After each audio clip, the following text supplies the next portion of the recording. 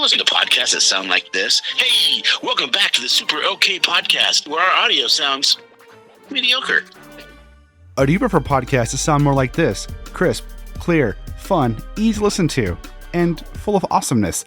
Well, then you should check out Spoiler Country, hosted exclusively over at Spoilerverse.com. What's going on, everybody? Welcome back to Bridging the Geekdoms. I'm Robert Slavinsky.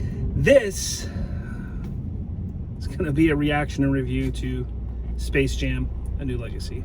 Check it out.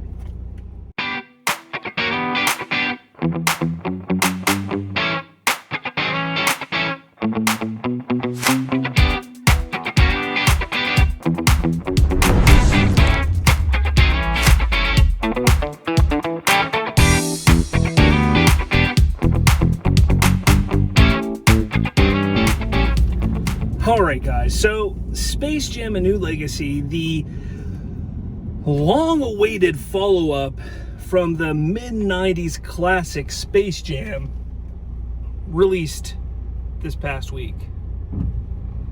And I just gotta say, yeah, it's a movie. It's a movie. They did a thing. They definitely did a thing. So let's kind of get into it here because, you know, there was a lot of things that I was looking forward to that I thought could play well in the 21st century, tackling something like this. Now, some of the great animated / live action movies of the past have they have something in common, where it's live action and your typical 2D animation, such as Who Framed Roger Rabbit, or Space Jam, or Looney Tunes back in action. And hell, even Mary Poppins had that aspect to it.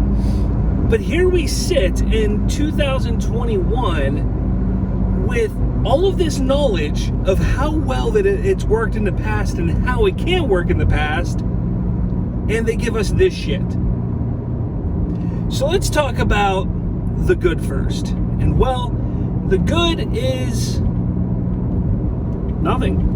There is nothing good about this movie. There is not one redeeming factor of this film that I could sit there and say, from a nostalgia point, from a film point, from an actual film point, from any type of enjoyment, from comedy to acting to music. There is not a single aspect of this movie that says, hey, that wasn't bad. Nothing. There was not a damn thing in this movie that I was just like, okay, I see what they're doing there. I like what they were doing. The bad, though, I mean, I could go on for probably a good 20-30 minutes here, but I'm not going to. This movie takes a simple formula of a basketball game with cartoon characters and turns it into something that is just not enjoyable. You know, maybe my biggest thing, okay, so obviously I'm a kid of the 90s. I adore the original Space Jam with Michael Jordan, Bill Murray, and Bugs Bunny, and I mean, and even the guy who plays Newman on Seinfeld. I can't remember his name right now. But what that movie did was made you excited about basketball. I couldn't care less about basketball in my childhood. I grew up in a family that cared about hockey. We loved hockey.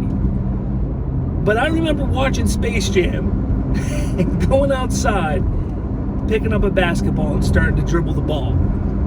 Getting excited about the possibility of playing basketball with my friends.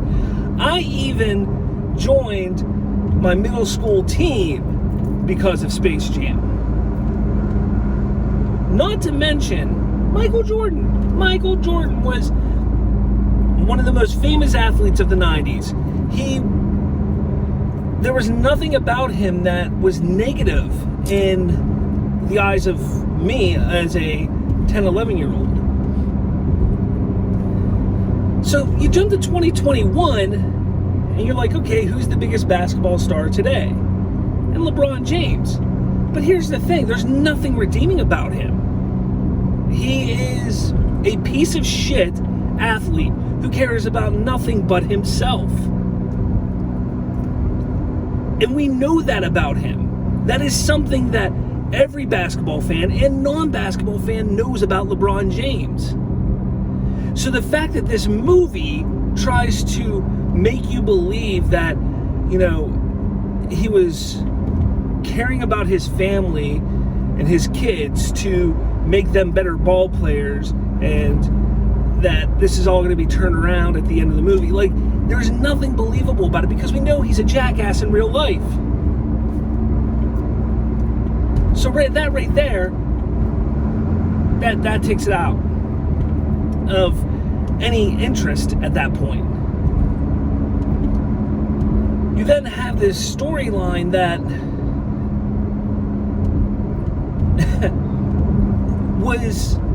the story was built around an idea of showcasing Warner Brothers properties, it seems. Because that's what Warner Brothers did in this movie, is they created this multiverse, or the Warnerverse, or whatever they called it, where all of their properties live in this computer server of just Warner stuff, IPs. And you have Game of Thrones, you have the Jetsons, the Flintstones, you had Game of Thrones, you had Harry Potter, you had The Matrix. There was like a whole bunch of little nods here and there, but there were so many, and it was just thrown in your face so often that it's just kind of like, oh, okay, I see what they're doing, big deal. And then during the basketball game, they have all these characters there, and honestly, it's like every camera angle showed you the same 10 to 15 characters from other properties, and that's it.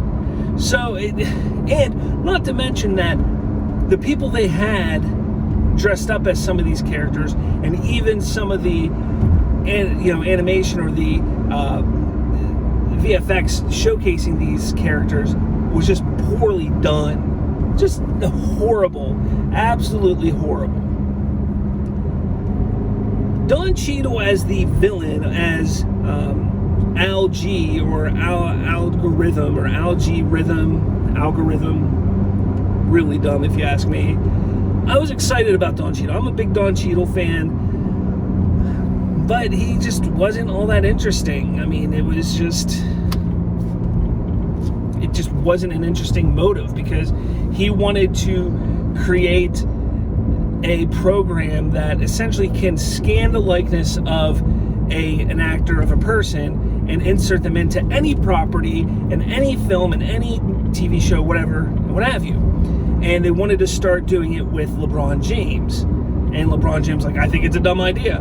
And that's that. And then Don Cheadle's character gets pissed off because he can't get LeBron James, who is the biggest asshole in the entire world to begin with when it comes to sports stars. And he's mad that he can't get him when he could probably go find somebody that's even better. Again, it's the believability of the character. That's what made the first Space Jam so good, is because we all loved Michael Jordan. So seeing Michael Jordan interact with Looney Tunes and all the shenanigans that went on was enjoyable. But the fact that LeBron James is just not a likable person really, really hurts this movie. The acting was horrendous, even from the actors that should be doing well, like Don Cheadle. He's a good actor, but did horrible in this. You then have a couple cameos. Stephen Yeun is in it. There's a few others I can't think off the top of my head right now that show up in it, and they're just, there's nothing about it that's endearing. Now, I get it. It's a family movie. It's a kid's movie. I get that. And I wasn't going in expecting Citizens Kane or Gone with the Wind or whatever. I wasn't going in expecting that. But I was going in to be entertained. And there was just nothing entertaining about it. Even the storyline of the tunes about how Algae or Algorithm basically pushed all the Toons out of Toontown, and they had to go be in different Warner Brother properties as different characters, like in Austin Powers and Gotham, and they're in the DC universe, all that shit. The fact that they did that was like, okay, well, why did they? So just 5 minutes ago, they send LeBron James to the Rejects, which is Toontown, to go find a team, because he's like, we're going to play a basketball game, and if I beat you this, if you beat me this, and he's like, well, I want to get my team, and he's like, I'm going to send him to the Rejects, and he sends him to Toontown to the Rejects. Yet, why would he send him there if he banished everybody from? Again, just, it falls apart. This movie is not good. I don't know how many other ways to say it. It's just really, really bad. Let's get to the nostalgia part of it. You go in there and you have a feeling like, okay, they're gonna make some references to the original Space Jam. They have to, because, I mean, this is a sequel to that, essentially. And they do in a couple ways. One way that they do this is they have the Monstars from the original one make a very, very brief appearance as their little alien selves. Very brief. I mean, it's almost a blink and you miss it cameo, which was ridiculous. Then the Toon Squad, they have their white uniforms on at first before they change into the new uniforms that you've seen all over the promotional posters and such. The only other reference that they really make is a Michael Jordan reference. Now, was I expecting to see Michael Jordan in this? In a way, yeah. I thought it would be kind of cool that he popped up at some point in this, even if just very briefly. So there's a moment where, I want to say it's Daffy or Sylvester or somebody, poor guy, I don't remember who it was, comes into the locker room and he's like, I found Michael Jordan. And everybody's all like, oh yeah, Michael Jordan, you found Michael Jordan. And even LeBron's like, oh, Michael Jordan. And out comes walking Michael B. Jordan, the actor. And there's a big joke about that. Ha ha ha ha. Okay, now that's a joke that's been around for like 10 years more since Michael B. Jordan started to get big. It's not funny anymore. It wasn't really even funny then because he goes by Michael B. Jordan. So anyway, that's it. Then they just say, they look nothing alike. Why would you think that's Michael Jordan? He goes, well, I thought he just aged really well. It has been 25 years. And that is legit the only reference to, one, that there was an original Space Jam and an original game, and two, of Michael Jordan. Slap in the face to all the fans that loved the original Space Jam, in my opinion. Because you're going to get people that loved the first one that are going to go into this one, and they're going to want to see some connective tissue, and there wasn't.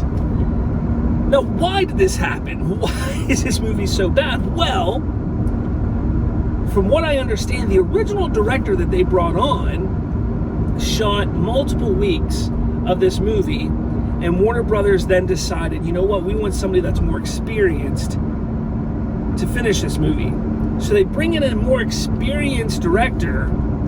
Plus, you had about 14 screenwriters and 6 producers. Like, it was just crazy the amount of people that had their hands in this movie. So, yet again, Warner Brothers meddling in a film and it failing miserably. When are they going to learn? When? Because, if you ask me, we're at the point now where Warner Brothers should know better. When you take a look at Suicide Squad and Justice League and countless other movies I can't think of right now, but those are the two that come to my head because they've been talked about so much lately. When they meddle, it never ends well. It never comes out where people are excited and like what has been made. But let me know, guys, what did you think? Did you see Space Jam: A New Legacy? What did you think of it? Is it a worthy sequel? Is it a piece of shit? Should we just ignore this movie from now until the end of time? Let me know your thoughts on all that below. Make sure you head to Spoilerverse.com for all of your podcast needs.